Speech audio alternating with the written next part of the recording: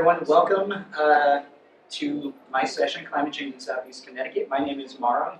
My mom pronounces it Mauro, but if you can't roll the R, perfectly fine. I'm cool with Mauro. Thank you for spending your Earth Day with us. I really appreciate you all being here. You didn't have to be, but you are, so thank you. So some very quick information before I launch into my specifics of climate change in Connecticut is I don't like when somebody just sort of starts talking and you have no idea who they are. So if you saw me like chatting to people before the session started, that's what I do for a living. So a little bit about me so you know my background. As of yesterday, yesterday I did finally pass my master's degree. What's the degree? My brain is fried and I can't think. But I will eventually get to add the letters MPH after my name. What does that stand for? Masters of Public Health. Yes. Thank you for the clarification. I'm originally from Texas, as you can tell from the cowboy boots that I got on. My family is from Mexico, and I spent a lot of time in the Louisiana area, and now I live right across the street from the Mystic Seaport. So that's sort of where I've been hopping around my entire life. We're a small group, so I just want to turn it around on you all, since I'm also learning about all of you. You are welcome to answer all of these questions, some of these questions, but who are you? Why are you here? What about climate change concerns you? And then I think even more importantly, what brings you joy or keeps you advocating for the things that you believe in? And I don't want to pick on anybody, so if anybody wants to volunteer by raising their hand, they can do that. Otherwise I'm going to pick on Renee. Yes, so I am Renee Carnello. I'm here for many different reasons. I personally care about the earth, climate change, but also because I'm a sustainability professional and because I help to recruit people for this event. So lots of great stuff. Climate change, certain aspects about it concerns me because it's such a complex issue and there are many different elements that go into making it a problem. So we need to work together and communicate to understand what the issues are and systematically address them. So the thing that brings me joy around climate change is the fact that there's so many passionate people and so many knowledgeable people who can advocate for the change and who are willing to, step outside the bounds of what has been done in the past and to create new things, which is really exciting. So that's why I'm here.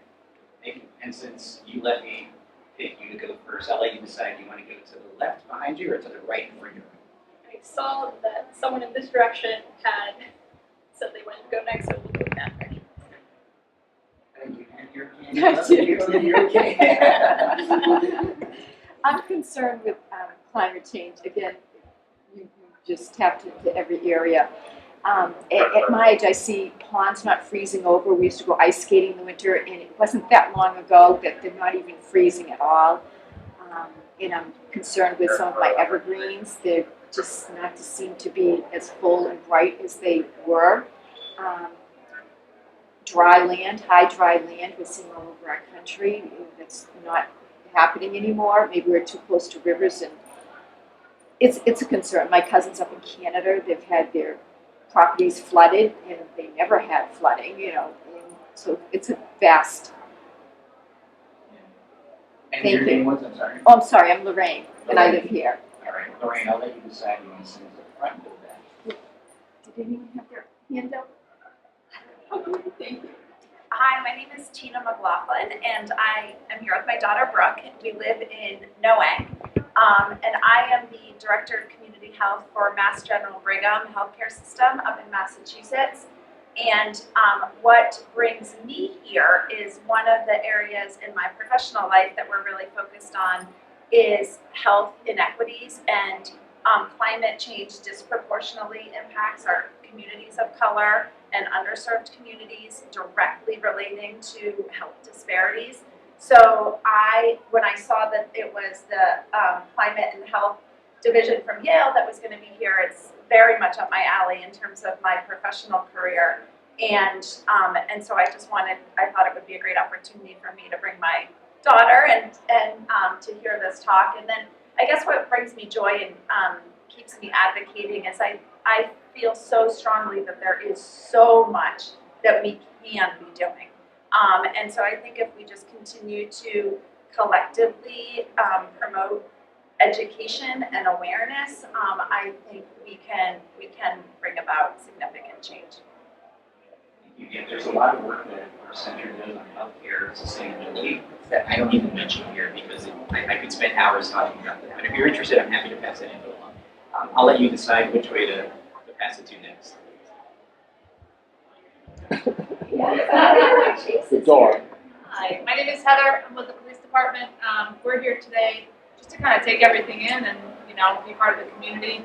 I'm always interested in learning new things and, you know, hearing different perspectives from different folks. And so, yeah, we're just absorbing everything. And Heather, the name of your friend. Oh, this is, so Chase is, she's my partner with the police department. She does community outreach, victim support, and officer wellness. She doesn't appear on camera. It's a service dog? She's a yellow lab, service dog, facility dog technically, so she's not for me. Thank you. And I'll let you decide which way to go. I'll come right over here to the folks in the back. Hi, I'm Stephanie Draus. I'm a naturopathic physician and yoga teacher in Mystic. I am here at the event. Have been helping to organize the event, and I spoke earlier today. I am originally from Chicago. I almost said Chicago, Illinois. I think everybody knows that. So it's very interesting to me to be living and have bought a home and kind of been putting down my roots in a very different climate than I grew up in. Both the weather and everything about the environment is different and also connected. I am very concerned about climate change and the damage that has already been done to our ecosystems, to our health, to the world, and it's important that I think a lot about the things that bring me joy, because those are the things that remind me that it's not too late. Every time I'm in a group of people who really do care, that brings me joy. Every time I have a moment, I just talked a little bit about No Mow May and every year things change from something being a very fringe idea that a person may choose not to mow their lawn was weird and messy, and now I see more and more people speaking out about it and encouraging their neighbors to follow that. So every time I see those kinds of changes accruing, it keeps me working for more changes. I'll let Jeff talk. Wasn't even ready to talk. Obviously, the climate change proof is kind of all around us, and it is nice to just be around the like-minded people who are also caring from so many different facets and angles. And it's just nice to be amongst like-minded people. Only one way to see it. My name is Kate. I'm retired, and I've always liked science, and I like learning, and I came here because I wanted to find out exactly what kind of climate change is going to happen in Connecticut, so I can do two things: one, prepare for it, and two, also learn whatever I can do to help prevent it. Like, we already have solar panels on our roof, but I'm hoping to learn more about what more we can do besides. I mean, there's things I know like heat pumps and electric cars, but you know, what else we can do and prevent. At least me. 50% of why I'm here is because Kate brought me. The other part is I'm on the Planning and Zoning Commission in Groton, and a lot of the things dealing with the effects of climate change are already cooked into zoning and building codes. But I'd just like to see what more there is that might be done, and from both watching over the effects of and further preventing collectively what we can. And your name was? Hal's on. All right. Hal and Kate brought up an interesting point about like the individual actions that people can do, like to homes, things like that. I have an entire separate presentation about like preparing your home for changing climate. So we'll very lightly touch on that today. This is more of a broad overview, but I'm happy to discuss with you all afterwards some of those items. So thank you all for indulging me in that. I really love knowing the people that I'm speaking to and learning about why they're here. Before I continue into my part of the presentation, I just want to make this plug for the Connecticut Public Radio's documentary that just came out. I think it was 2 months ago. It's about 50 minutes long. It is a wonderful portrait of what's happening in and around the Connecticut shoreline, from everything from like changes to the shell fisheries, aquaculture, sea level rise. So if you want to spend about an hour learning more about that, please look that up. It's completely free on YouTube.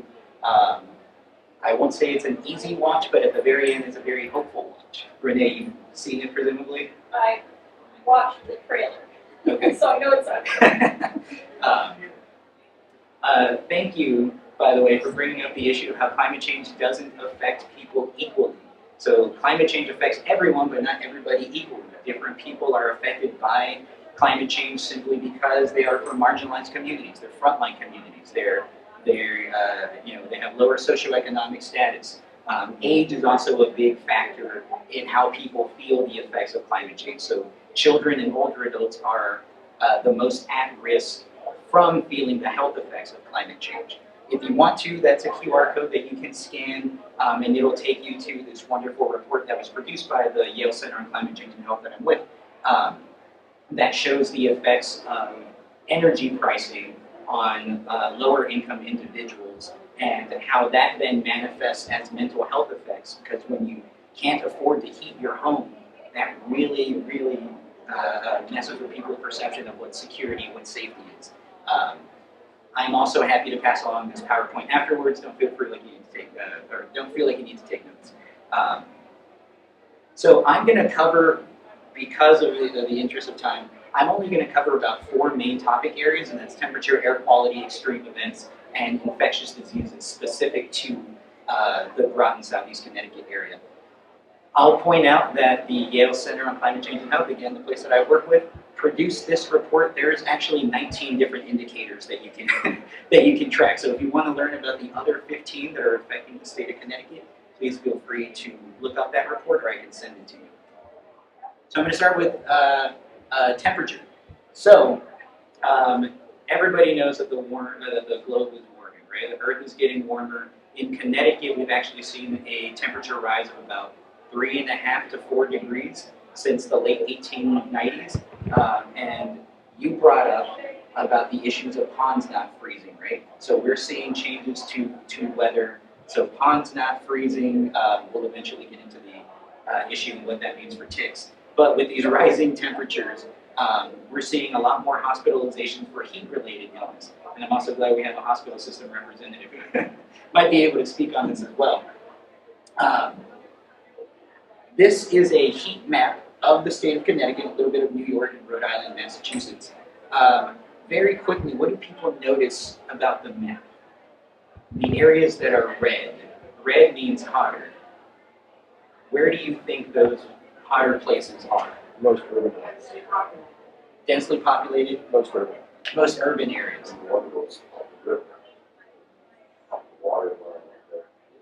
Yes, so lots of people settle near rivers. Yes, it is mostly around urban areas. So the urban heat island effect, is that a term that people are familiar with? A show of hands, have you heard of it? Wonderful, okay.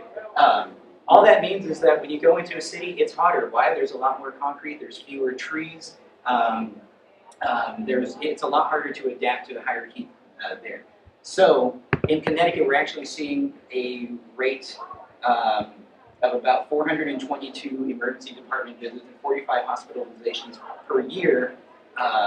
However, that's an underestimate, or is suspected to be an underestimate, because when you don't feel well and you go to the emergency department, they may not say that it's, cardiac issues brought on by heat stress. They might just say that it's cardiac issues. So there are a number of very talented researchers who are studying that right now to actually give us a more specific number, a more realistic number, so that we can truly know the effects of rising temperatures on the people of Connecticut. I just learned this a few months ago, that higher heat actually messes with the ability for certain medications to work properly. Some researchers found, and some researchers at Yale found, that there are heart medications that are actually linked to greater heart attack risk during very hot weather just because of that interaction between the heat and the medicine. This is a fairly busy picture, but it just shows that rising temperatures means that there have been at least 37 states that have shown record high temperatures in the summer of 2010. That number has gone up, I believe, in 2020, which was 10 years after that initial number. It was 43 states. So we're seeing record high temperatures across the nation. We're going to move on from that. In speaking about air quality, the state of Connecticut actually receives fairly poor to failing grades in air quality according to the American Lung Association State of the Air Report. These numbers just came out, I want to say a few days ago, not even a week. You can see that the American Lung Association has given a grade to each one of the counties in Connecticut, and 4 of our counties received Fs. The reason why, good. So is the grade that each county gets, is that relative to just Connecticut or is that nationwide? Because I'm just thinking of California, like, is Fairfield and like those few Fs comparable? Yeah, so very good question. So the American Lung Association does this report card for every single state. So they have their own metrics that they use to measure high heat days, ozone, other allergens in the air, and then they have their own formula that's listed, and I can give you the link to the American Lung Association website so you can see their methodology. But yes, they try to make it comparable across different counties and states. Yeah. How does this compare to, I'm seeing ozone and pollen counts compared to what cities used to be like for the most part? Overall, we are doing much better than we used to be doing before a lot of the more stringent EPA regulations came into place, right? So there are images from the 60s and 70s where it shows like dense fog in and around Los Angeles or other urban areas. Now those images are far fewer. They still exist, but they are far fewer. I don't believe that there is like a retroactive grading system applied to decades before. And I don't, there is a comparable timeline, right, that shows sort of how air pollution has changed over time. I don't know that off the top of my head though, but I'm happy to find out that information and pass it along to you. Okay.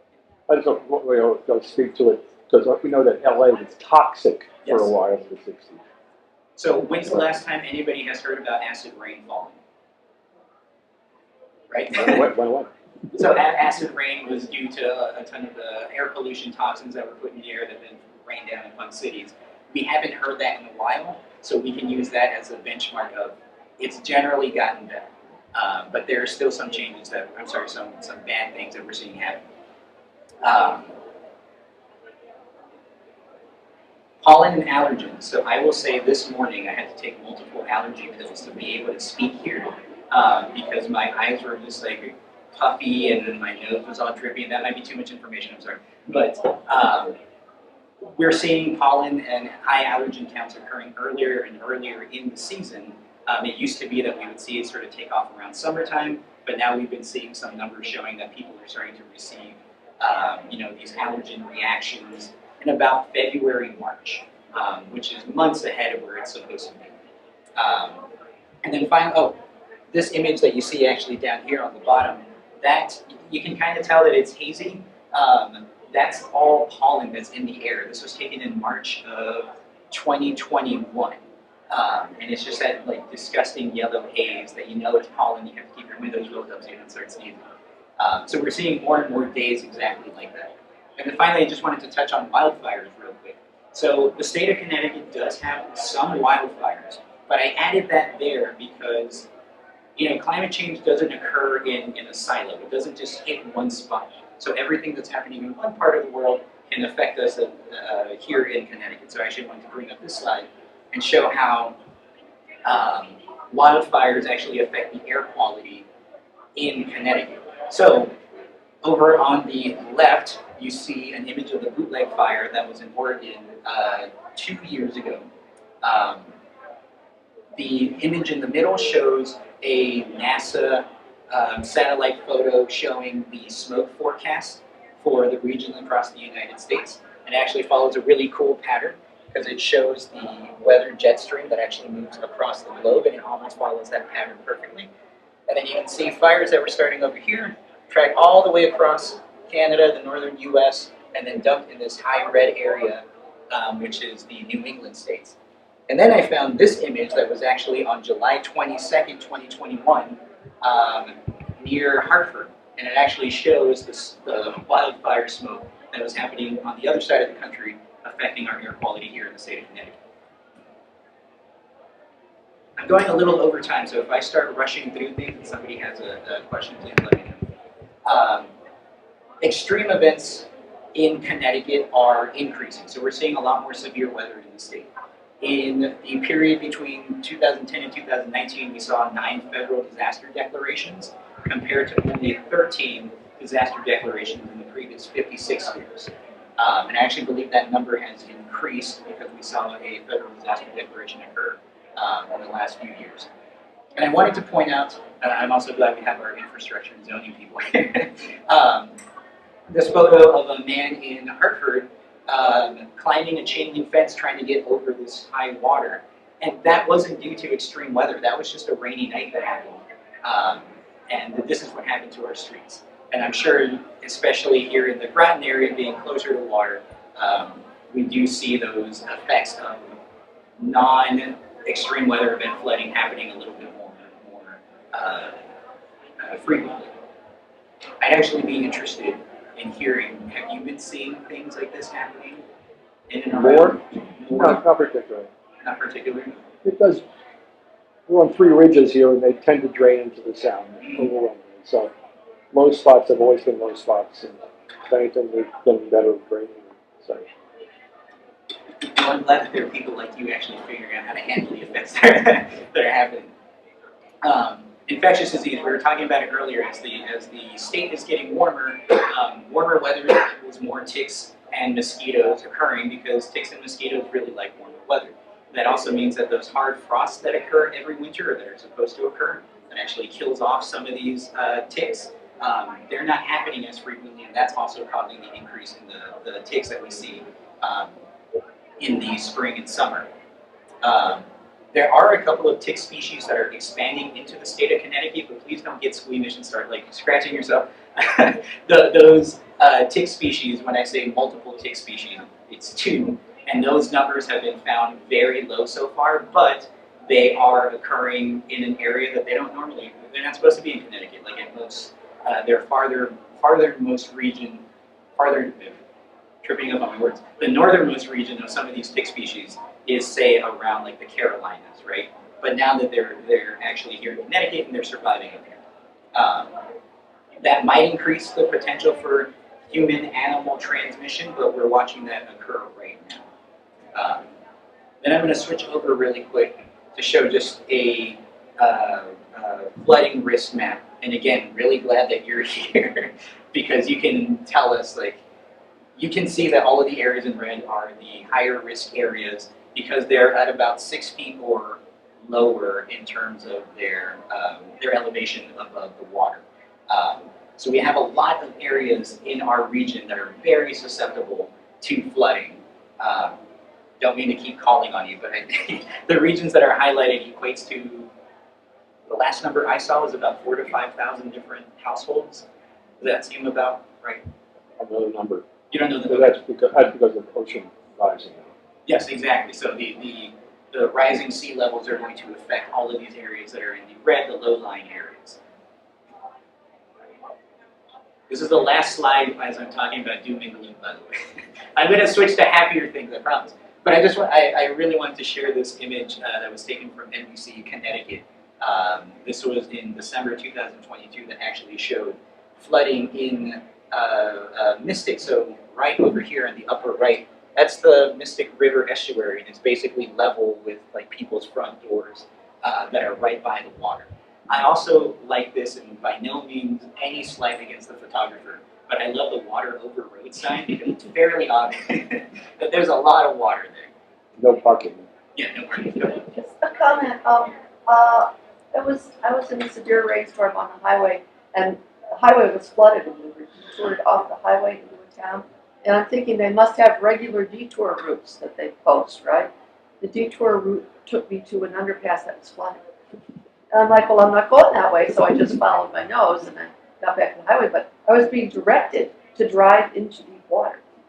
I can't comment on what's happening in Connecticut, but I can relay a story from my friends who were in the Texas, Louisiana region that are saying that now the hurricane evacuation routes are becoming like their rainy day detours, right? Because they're seeing such high water happening just with a rainstorm. They're now taking hurricane evacuation routes. I don't have that data for Connecticut, but that's a very interesting connection, and I have to go do some homework with that. This is both for me and for you all. Quick pause. Questions so far? Do you know the names of those two medications? I will find that out for you. Okay.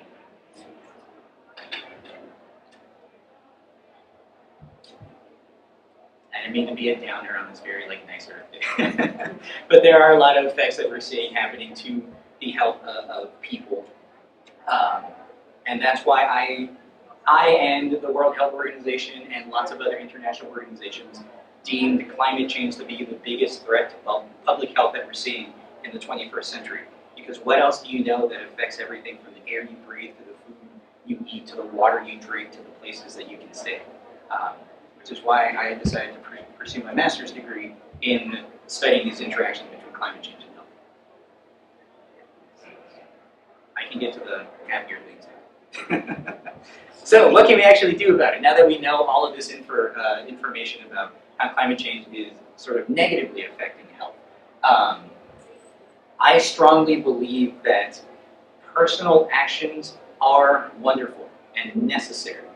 However, some of the systems that we're trying to fight are these grand international level systems that require grand international level interventions. So policy has these 3 little stars next to it because policy is one of the best ways to ensuring that we actually all stick to, say, zero carbon supplies, or we get funding for EVs to make them affordable so that more people can adopt them. I know somebody mentioned using electric vehicles, and all of that is wonderful, but we also need all of the policy regulations to help us get to that point. I will say Representatives Palm and Baumgartner are very wonderful in advancing climate change friendly legislation. So if you see them around, give them a thank you. They work very hard for us. So I also left the text in white at the top about zero carbon electric supply, because when I first made this slide, that was something that we were still fighting for in 2022. And then, wouldn't you know it, towards the end of the legislative session in 2022, they actually passed it. So I just kept that up there as a victory. There are great things that are happening. Same thing with transportation and heating sector. So somebody mentioned heat pumps, electric vehicles, electric vehicle charging stations. We passed that in 2022, so we're actually going to get more funding for EV rebates, infrastructure, electric buses, things like that. There are some folks here from several biking organizations. Active transportation options also means making your streets safer, right? So you don't want to ride a bike in a street that is potentially unsafe. Support strong federal action to limit interstate pollution. As we saw, we got a lot of the wildfire smoke from another part of the state, and then to go back to the state of the air report where we showed 4 of our counties getting Fs, a lot of that reason is because the pollution that's happening from fracking in Pennsylvania actually gets pushed over to our state.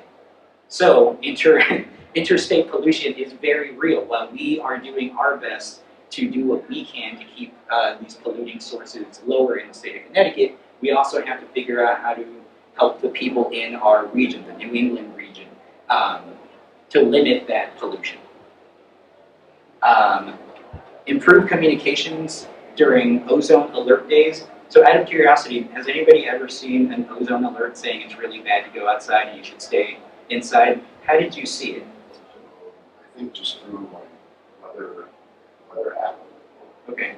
Was it also a weather app thing for you? Where I worked on the base, they would tell us. Talk Okay. about an exercise, they were concerned for military, like exercise, 2 strengths. Okay. Anybody else? I'm not sure, but I think I got one once from the Connecticut Alert System. Yeah. You could sign up for.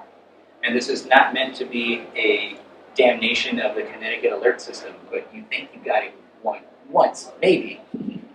That should be fairly regular, right? We should be receiving some sort of text saying, hey, it's actually or not hazardous, but it's dangerous to certain folks' health. There's a movement to try to have schools use like flags outside, so the purple, red, orange, yellow, flag, green, because you pass by schools all the time, right? So schools, police stations, emergency vehicle areas. There's a push to try and do that so that way people can receive the information a little bit better. And I already said thank you to Representatives Palm and Baumgartner, wherever you are. Personal actions. We have community organizing, awareness raising, and education. Other folks mentioned education.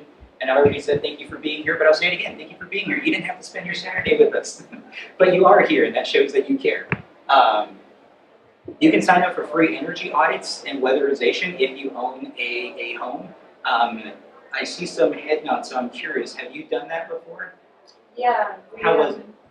Yes, we got solar. We were able to have solar panels installed last fall. So as part of that process, they came and did the energy audit. It was great. We own a very old house, so it's a very interesting process because there's certain things. There were a lot of things that we qualify for, but there's a lot of preliminary work that would need to be done. For instance, we have, as most 120-year-old houses do in this region, mystery insulation. We may or may not have insulation intact right now. So Well, and downstairs in our basement with the asbestos still, they couldn't do like a certain air test because they would disturb that. And you did that energy audit through a Connecticut program? It was part of our solar evaluation. The state of Connecticut does offer energy audits at a deeply discounted rate. I believe it's like $55 if you own a home.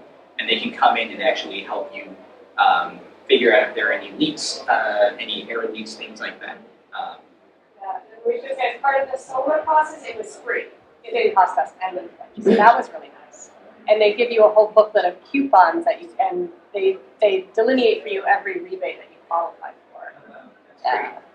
I don't want to make a plug for any particular company, but if you have more to say about it. It's actually I the understood that was through the state program. it was the state solar bank that we all got rebates on. Yeah.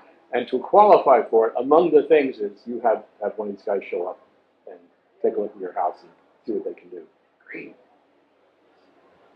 I've already said utilize public or active transportation, walking, biking, public transit. All of these things are things that require the input of lots of different people, right? So you can say we want more public transit, we want more buses in the region. That is going to require the assistance of the local towns, any public transportation companies that are providing the buses. So I just wanted to say that to say I know sometimes that I may toss out an item, but I know that a lot of work goes into it. But part of the great things about coming together in situations like this is that we can knowledge share and make connections. And then use heat pumps and EVs if you can. Another thing that the state of Connecticut can actually help you qualify for some rebates to make that happen. Don't worry about this, it's very busy. Go ahead. About EVs, U.S. Postal System just bought a bunch of new trucks, but they're not electric. Why? They were originally electric. Sorry, did somebody say something? Say it. I said it's because of Louis DeJoy. And then, Do I'll wanna let you tell the explain? story. No, You said it, so I'm going to have you tell the story. they were originally contracted to be electric, and then when what is his role? The commission, I don't know what his actual title is. Louis DeJoy, who runs the post office, changed the contract. And I believe they battled back, right? They were originally supposed to be very, very low. We went to a bunch of hybrids. Which Right. probably makes sense. So it's a little bit better than what he had originally tried to do, but it's not electric vehicles. Not a whole bunch of them. Good question. Why? So I just noticed, sorry, I was looking at the wrong clock, I'm running out of time.